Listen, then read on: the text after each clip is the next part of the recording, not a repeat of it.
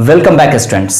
तो मैंने आपको ऑलरेडी जो क्लास 9 का जो सेकेंड चैप्टर है पॉलिनोमियल्स, वहाँ मैं कई सारे पार्ट्स आप लोग को पहले ही मैं पढ़ा चुका हूँ, दे चुका हूँ, चैनल पे अपलोडेड है और डिस्क्रिप्शन में उसका आपको मैंने लिंक भी दे रखा है, तो वहाँ से आप ले सकते हो। थोड़ा सा मैं रिकैप करवा देता हूँ कि आखिर कौन कौन सी चीज़ें हमने पढ़ी तो बहुत सारी चीज़ें थी, शॉर्ट वे में देख लेते हैं। सबसे पहले तो मैंने आपको ये बताया था कि जो पॉलिनोमियल्स है,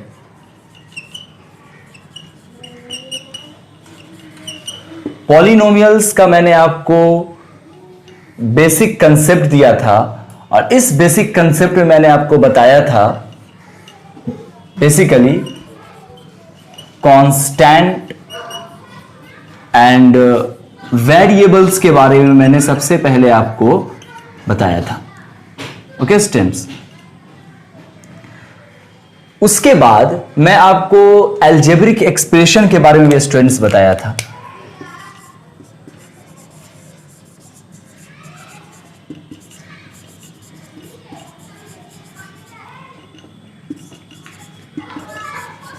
ओके, इस अलजेब्रिक एक्सप्रेशन में छोटे बड़े बहुत सारे टर्म्स मैंने आपको दिए थे। जैसे कि मैंने आपको बताया था, सबसे पहले टर्म को ही ले लेते हैं कि टर्म क्या है। ओके, उसी तरह से फैक्टर क्या है, उसी तरह से कोएफिशिएंट क्या है,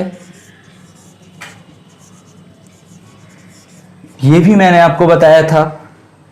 और इसी तरह से छोटे बड़े कई सारे और मैंने आपको पॉइंट्स बताया था, जैसे कि ले लेते हैं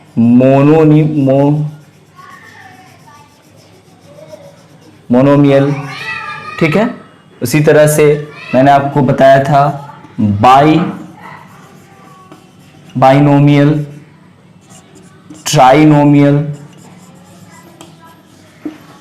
इसी तरह से कई सारे टर्म्स जो है वो आपको दिए गए थे। ओके, तो मैं आपसे ये कहना चाहूंगा कि आप डिस्क्रिप्शन बॉक्स में जाएं, जो बैक क्लास की जो वीडियोस है आप उसको देखें।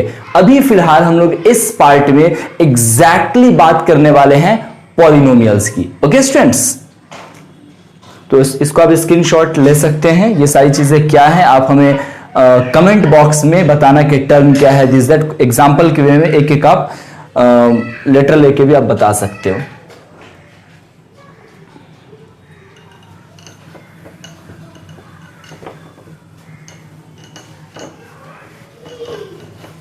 तो स्टूडेंट्स, अब हम एग्जैक्ट जानेंगे कि आखिर पॉलिनोमियल है क्या, इसे हम कैसे डिफाइन करेंगे, इसमें किस तरह से क्वेश्चंस पूछे जाते हैं, ये सारी चीजें स्टूडेंट्स यहां हम लोग देख लेते हैं। तो मैं फिर आपको एक शॉर्ट वे में जो एक शब्द में क्लियर हो जाए कि आखिर पॉलिनोमियल्स क्या है, वो मैं आपको पहले बताना चाहूंगा। तो पॉलिनोमियल्स आप इसको कुछ ऐसे लिख सकते हैं, पॉलिनोमियल्स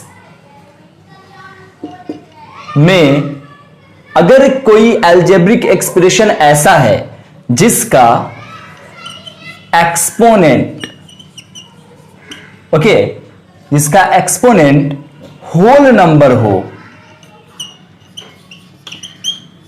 होल नंबर, अगर कोई पॉलिनोमियल्स ऐसा है जिसका एक्सपोनेंट होल नंबर हो, फिर से मैं बोल दूं, अगर कोई अलजेब्रिक एक्सप्रेशन का एक्सपोनेंट होल नंबर होगा, तब वो जो आपका अलजेब्रिक एक्सप्रेशन होगा वो पॉलिनोमियल्स कहलाएगा। अलजेब्रिक एक्सप्रेशन क्या है या फिर टर्म ऑफ अलजेब्रिक एक्सप्रेशन, ये मैं आपको बहुत अच्छे से बैक वीडियोस में करवा चुका हूं। जैसे अच्छा, एक्सपोनेंट क्या है स्टूडेंट्स, पहले एक्सपोनेंट तो पता चले। मैं कहा ना कि एक्सपोनेंट होल नंबर हो, तो होल नंबर तो ऑफ कोर्स आपको पता होगा, लेकिन एक्सपोनेंट भी हो सकता है कि पता होगा, मैंने बैक वीडियोस में आपको स्टूडेंट्स कराया है। अगर नहीं, अगर वो मिस्टेक है तो आप यहां देख लो। जैसे कि मैं लिखूं, सपोज दैट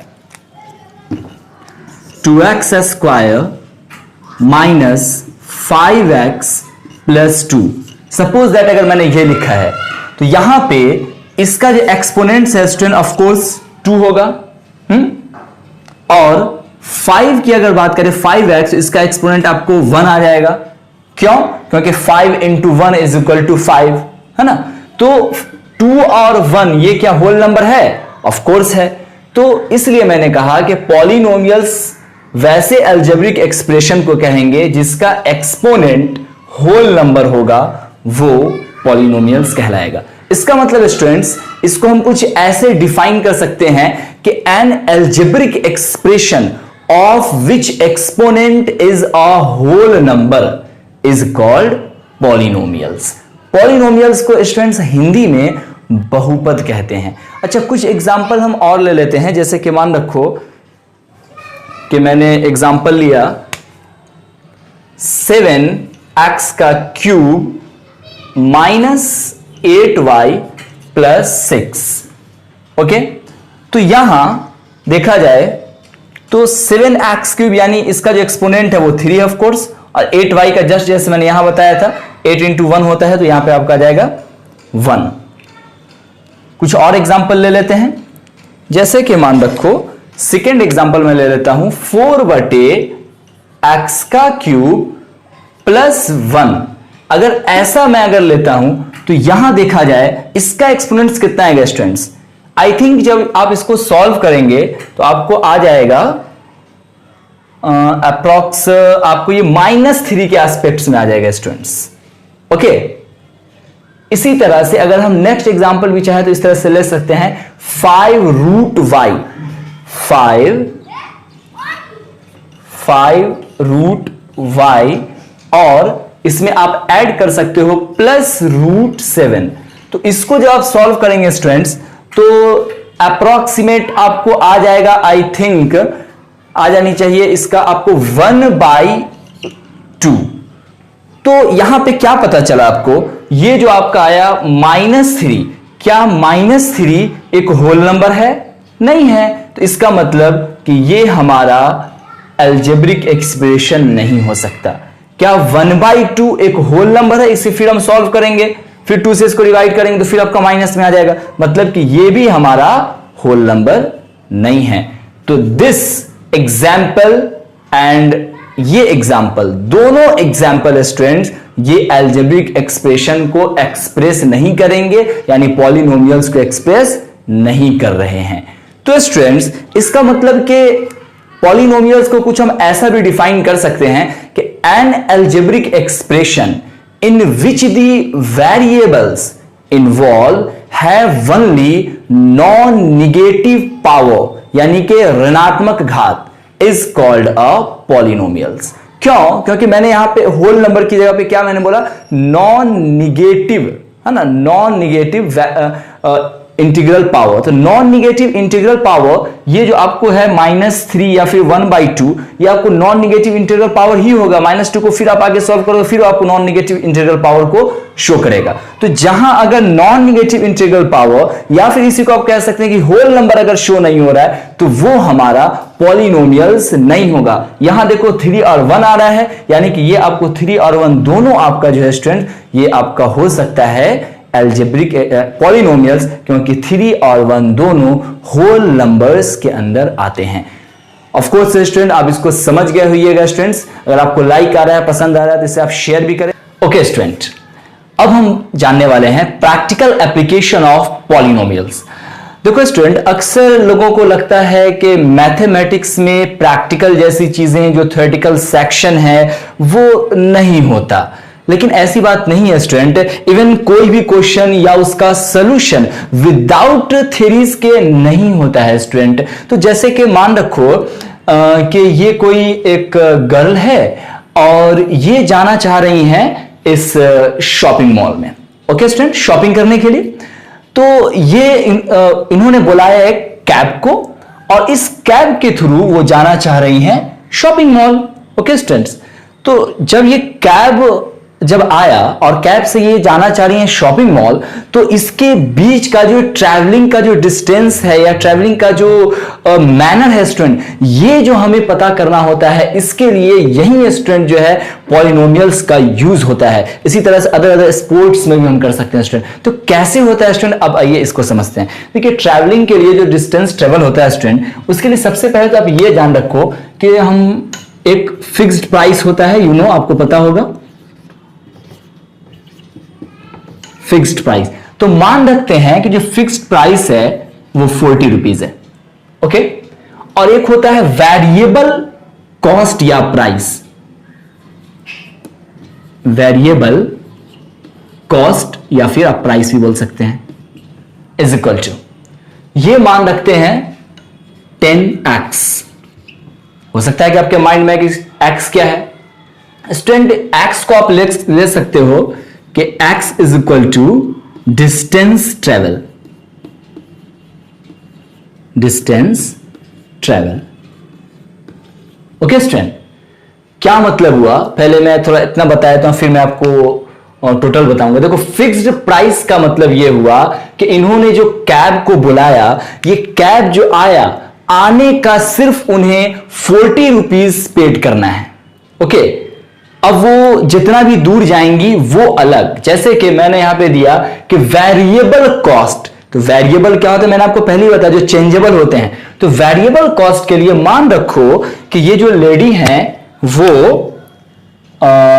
ये मान रखो कि ये उनका हाउस है, और ये हाउस से ये इतनी दूर की दूरी को मतलब वो तय करती हैं। तो मान रखो कि यहां से यहां तक इन्होंने जो है ट्रैवल किया। तो यहां से यहां तक की जो दूरी इन्होंने ट्रैवल की, ये समथिंग लाइक हम मान लेते हैं कि ये आपको 6 किलोमीटर की इन्होंने दूरी तय की, ओके।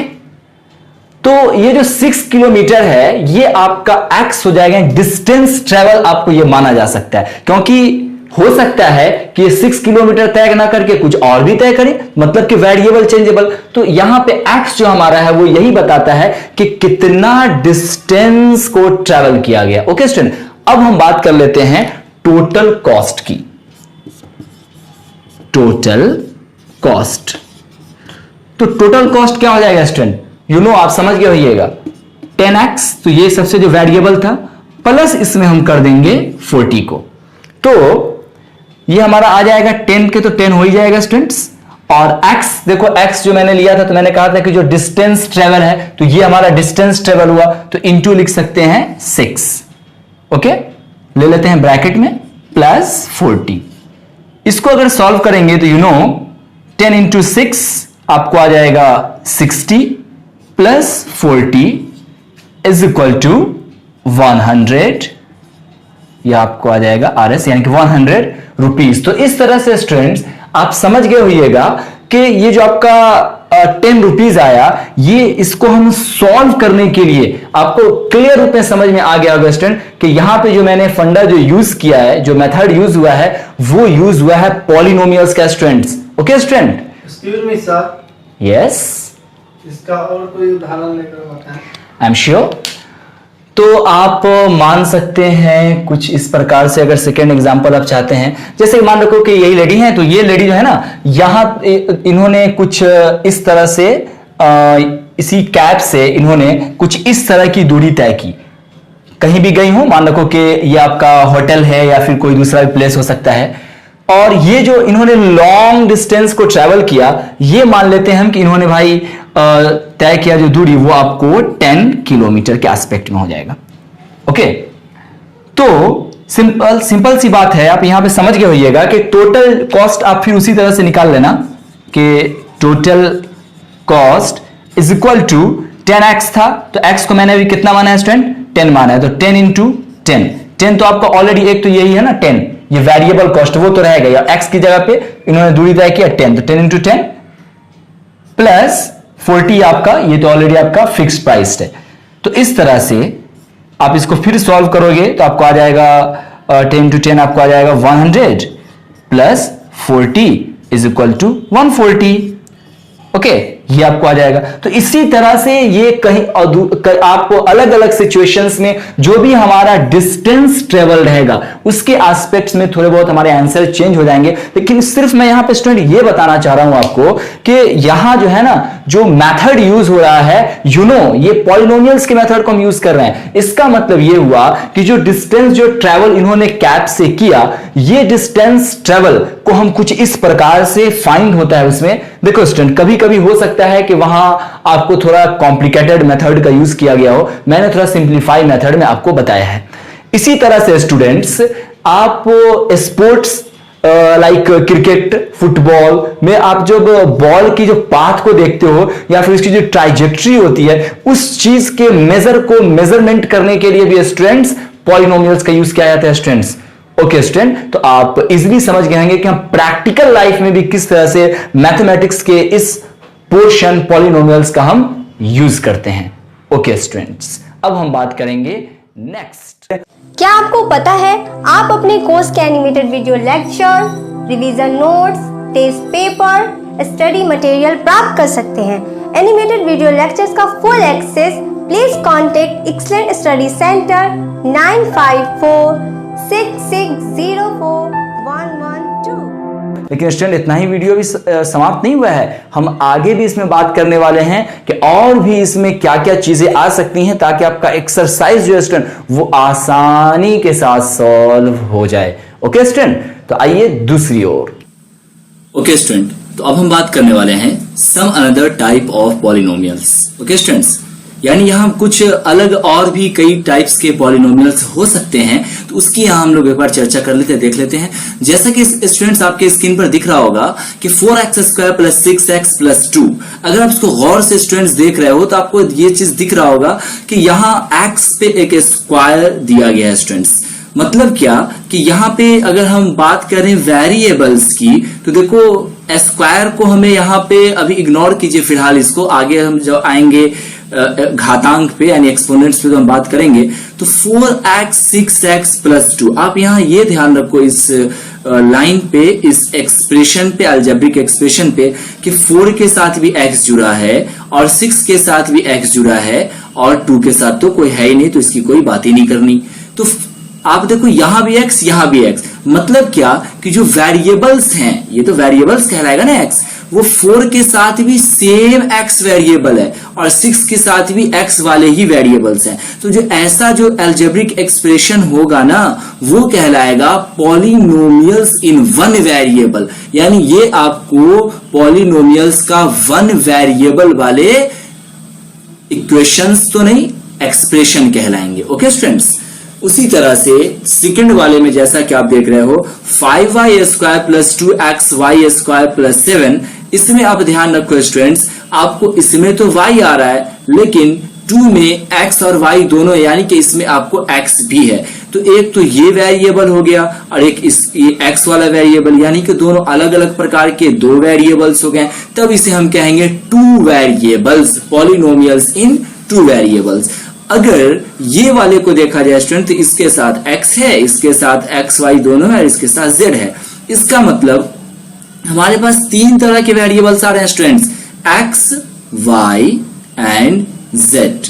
तो कह सकते हैं कि पॉलिनोमियल्स इन 3 वेरिएबल्स। ओके स्टूडेंट, तो इस तरह से आप देख सकते हो कि पॉलिनोमियल्स को हम एस्पेक्ट ऑफ वेरिएबल्स के नजरिए से भी हम डिवाइड कर सकते हैं, अलग अलग इसे जान सकते हैं, जो कि आपके एक्सरसाइज में मदद करेगा समझने में। ओके स्टूडेंट, देखो स्टूडेंट्स, आप पॉलिनोमियल्स का जो मैंने आपको पहले ही बताया था, जो आप वीडियोस चैनल पर ऑलरेडी अपलोडेड है, उसमें मैंने बताया था कि पॉली का मतलब ही होता है मैनी और नोमियल्स का मतलब टर्म, यानी कि मैनी टर्म्स। उसी तरह से बहु मीन्स बहुत और पद मीन्स पद, यानी कि टर्म्स, यानी जिसमें बहुत सारे पद होते हैं, जैसा कि आप इसमें अभी अभी देखे हो। तो इस तरह से पॉलिनोमियल्स को हम लोग मैनीनेमियल्स भी कह सकते हैं, अगर चाहो तो इसको मैनीनोमियल्स भी कहा जा सकता है, लेकिन जनरली वे में जो पॉलिनोमियल्स को ही मान्यता प्राप्त है।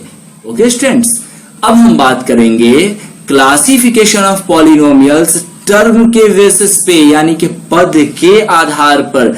जैसा कि यहाँ पे आपको दिख रहा होगा -3x का, तो पद का मतलब क्या होता है, जैसे कि मैंने आपको बताया था बैक वीडियोस में कि 2x + 3y अगर ऐसे है या फिर इसके पे कुछ भी हो, तो यहाँ पे प्लस से 2x और 3y को अलग अलग किया गया। तो जितने भी अलजेब्रिक एक्सप्रेशन के साइन होते, जो मैथमेटिकल साइन है, उसके जरिए जो नंबर्स या फिर वेरिएबल्स जो अलग अलग होते हैं, तो जितने अलग होते हैं उतने वहां पद बनते हैं। ओके, तो यहां पे देखा है -3x², तो इसमें तो आपको कोई तो प्लस माइनस तो आ ही नहीं रहा, तो ये आपको सिर्फ वन टर्म कहलाएंगे। अगर इसी में आपको इस तरह से अगर रहेगा कि 2x² प्लस 3, तो यहां पे देखो प्लस आ गया, तो एक टर्म तो ये हो गया और दूसरा टर्म हमारा ये हो गया। तो इस तरह से ये हमारा 2 टर्म्स हो गया, तो इसे हम कहेंगे बाइनोमियल यानी द्विपदीय बहुपद। इसमें अगर देखा जाए स्टूडेंट, तो एक तो हमारा ये टर्म हो गया, दूसरा टर्म ये हो गया और तीसरा टर्म ये हो गया। तो 3 term is called a trinomials यानी त्रिपदीय बहुपद। ओके स्टूडेंट्स, चलिए अब आगे देखते हैं कि फिर क्या है। इसी में हम और आगे बढ़े। मान रखो कि 6 आपको दिया गया है, तो 6 क्या होगा स्टूडेंट, ये कहलाएगा कांस्टेंट पॉलिनोमियल, क्योंकि 6 अपने यहाँ पे 6 ही रहेगा, 6 कभी 5 नहीं हो सकता या फिर कोई और नंबर। 0 क्या कहलाएगा, 0 है तो 0 पॉलिनोमियल्स कहलाएगा। अगर 6 देखो, ये मैंने यहाँ पे समझा भी दिया है कि क्यों ये कांस्टेंट पॉलिनोमियल है और ये क्यों 0 पॉलिनोमियल है। ओके स्टूडेंट्स, अब बात करते हैं डिग्री ऑफ पॉलिनोमियल्स की। मोस्ट इंपोर्टेंट स्टूडेंट्स, ये आपके एक्सरसाइज में से क्वेश्चंस कई सारे हैं। तो डिग्री ऑफ पॉलिनोमियल्स का क्या मतलब है स्टूडेंट, जैसा कि आपको स्क्रीन पे यहाँ पे दिख रहा है कि 2x² प्लस 3 दिया गया है, तो 2x² पे ऑफ कोर्स मैं स्क्वायर बोल रहा हूं यहाँ पे, यानी 2 की घात है हिंदी में कहा जाए तो। मतलब क्या कि जो हमारी डिग्री है ना, इसको डिग्री भी कह सकते हैं, तो ये हमारी डिग्री 2 है, तो हम कहेंगे क्या, द डिग्री इज 2। ओके, यहाँ पे देखो, यहाँ पे 3 भी है 5 भी है, लेकिन जो बड़ा डिग्री है उसको लिया जाएगा, तो कहा जाएगा कि ये आपको जो डिग्री है वो डिग्री इज 5। ओके, और थर्ड को भी लिया जा सकता है, लेकिन 5 डिग्री यहाँ पे माना जाए ज्यादा बेहतर। 8 में देखो बेटा, यहाँ पे तक कोई भी डिग्री नहीं है, तो बोलेंगे तो डिग्री इज 0, क्योंकि 0 भी एक पॉलिनोमियल है। उसी तरह से, क्योंकि यहाँ पे मैंने समझा भी दिया है इस व्यू में। अब देखो 0 अगर कहा जाए तो क्या 0 के ऊपर भी कोई डिग्री होता है, नो, क्योंकि 2 1 जा 2 होता है, 2 इंटू 0 इज इक्वल टू 2 तो होता नहीं है, 2 इंटू 1 इज इक्वल टू 2 होता है। मतलब क्या कि 0 नॉट डिफाइन। हालांकि मैंने क्लास में इस पे मैंने चर्चा किया था, 0 के बारे में मैंने और डिटेल बताया था। बहरहाल स्टूडेंट्स, तो आगे बढ़ते हैं। अब हम बात करेंगे नेम ऑफ डिग्री। ये जो मैंने आपको दिखाया अभी डिग्री के बारे में, तो इसे किस नाम से पुकारते हैं। यहां तो आपको पता चला कि कितना कितना डिग्री है, लेकिन इसे किस नाम से बुलाते हैं। जैसे कि बात किया जाए, अगर 0 मैंने बताया तो 0 है तो ये कांस्टेंट यानी अचर हिंदी में कहेंगे। 1 है तो ये लीनियर यानी कि रैखिक बहुपद, अगर 1 डिग्री है तो। अगर 2 अगर आपको डिग्री दिया गया तो ये कहलाएगा क्वाड्रेटिक यानी कि द्विघातीय बहुपद, जैसा कि यहाँ पे एग्जाम्पल दिया गया। 3 रहेगा तो क्यूबिक यानी त्रिघातीय बहुपद। अगर 4 रहेगा तो बाइक्वाड्रेटिक। ओके स्टूडेंट्स, ओके, अब हम जितना मैंने आपको पढ़ाया ये सारी चीजों को एक बार समअप कर लेते हैं। देखो, आप कितना भी पढ़ो, अगर आप समअप नहीं करते चलते हो, रिवाइज नहीं करते हो, तो वो चीज आप भूल जाओगे और एग्जाम तक याद रख पाना तो बड़ा मुश्किल है। तो जरूरी है कि आप एक एक चीज को समराइज करते हुए बार बार रिवाइज करते हुए चले, ताकि सारी चीजें जो है ना वो आपके माइंड में एक सेटअप बनते चला जाए। ओके स्टूडेंट्स, मैंने आपको अभी थोड़ा देर पहले ये शुरू ही मैंने किया था पॉलिनोमियल्स से, जो मैंने बोर्ड पे आपको बताया था। तो पॉलिनोमियल्स का मतलब ही होता है कि जिसका एक्सपोनेंट्स होल नंबर हो। तो आप कह सकते हो कि polynomials is a exponent whole number, समझने के लिए शॉर्ट हैंड में, क्योंकि ये समअप है। उसके बाद मैंने आपको बताया था क्लासिफिकेशन ऑफ पॉलिनोमियल्स। तो आपने 2 तरह के भी क्लासिफिकेशन स्टूडेंट्स देखे हैं। पहला आपने देखा है on the basis of term यानी टर्म के आधार पर।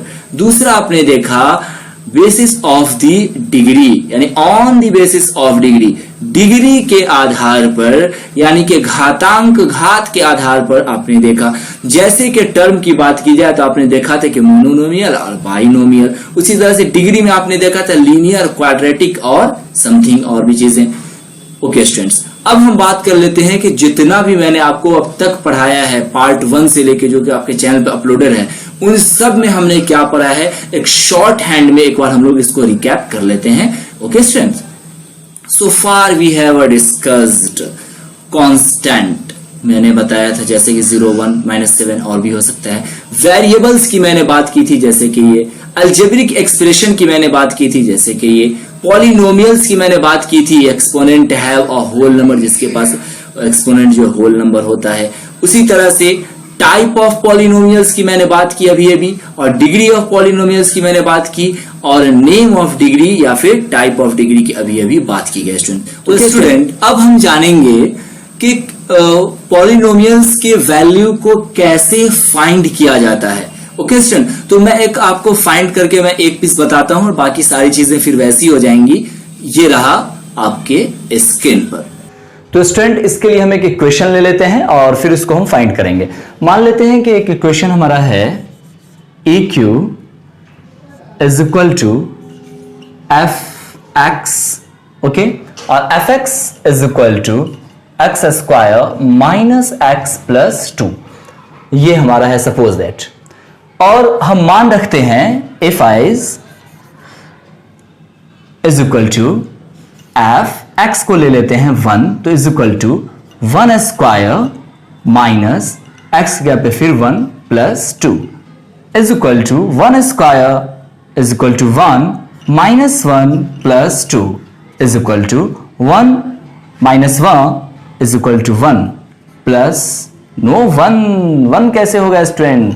1 में से 1 माइनस करोगे तो 0 होगा। बोलिए भी कुछ, बिल्कुल इस तरह से प्लस 2 क्या हो जाएगा बताओ जल्दी? 0 प्लस 2 यानी कि 2। इस तरह से आपका ये इक्वेशन अगर आप 1 रखते हो तो 2 आता है। उसी तरह से अगर आप अदर्स नंबर रखोगे तो कुछ हमारा और आएगा इक्वेशंस में। देखते हैं कुछ इस प्रकार से। ओके स्टूडेंट, बाकी चीजें भी इसी तरह से आ जाएंगी, देख सकते हो आप। यही मैंने आपको अभी बोर्ड पर बताया है। आप अगर 1 रखोगे तो 2 आ सकता है, अगर 2 रखोगे तो 4 आ सकता है। उसी तरह जैसे मैंने सॉल्व किया, इसको भी आप सॉल्व करके देख सकते हैं, वेरी सिंपल। 3 रखोगे तो आपको 8 आ सकता है।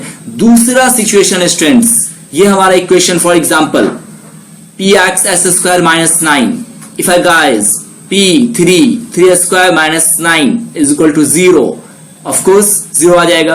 अगर 4 रखेंगे तो 7 आ जाएगा।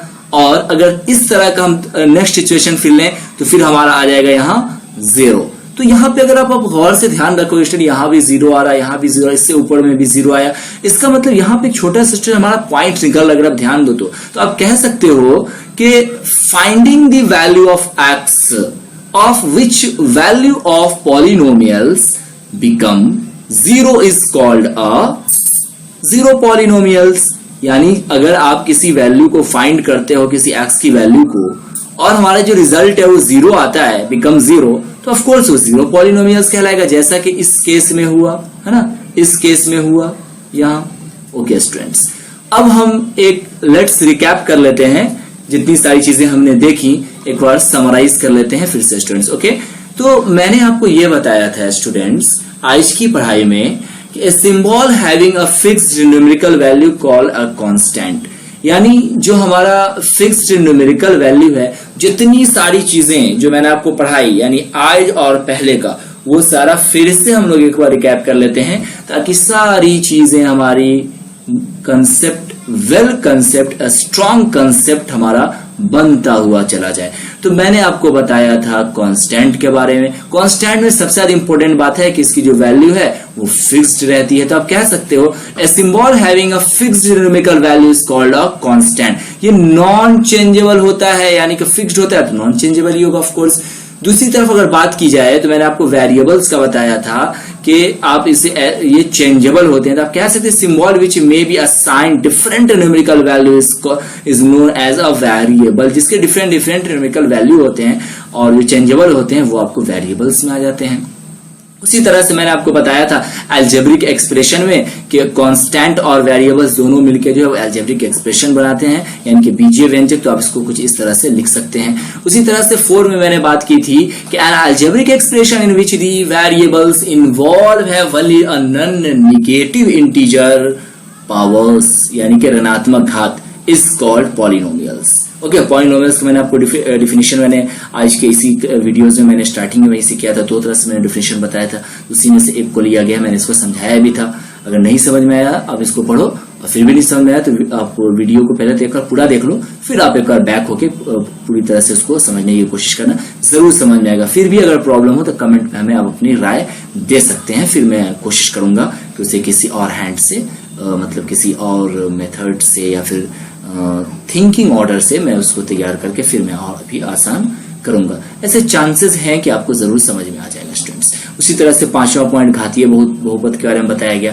और घातीय बहुपद में मैंने आपको बताया था कि अगर 1 होगा तो वो आपको लीनियर कहलाएगा, यानी कि एक घात होगा तो वो रैखिक कहलाएगा। उसी तरह से अगर 2 होगा तो वो द्विघाती कहलाएगा, यानी कि क्वाड्रेटिक। 3 होगा तो आपको क्यूबिक कहलाएगा, यानी कि त्रिघाती। अब हम बात करेंगे टर्म बेसिस पे। टर्म में मैंने आपको ये बताया था कि अगर 1 टर्म होगा तो मोनोमियल, ओके। अगर एक पद वाले बीजीय व्यंजक एक पदी बहुपद कहलाते हैं, यानी इसे हिंदी में आप कह सकते बीजीय व्यंजक यानी अलजेब्रिक एक्सप्रेशन। एक पद होगा तो वो आपको एक पदी बहुपद। 2 टर्म होगा तो बाइनोमियल यानी कि द्विपदी बहुपद। 3 होगा तो ट्राइनोमियल, है ना स्टूडेंट। तो काफी आसानी ये सारी चीजें आपको बताई गई।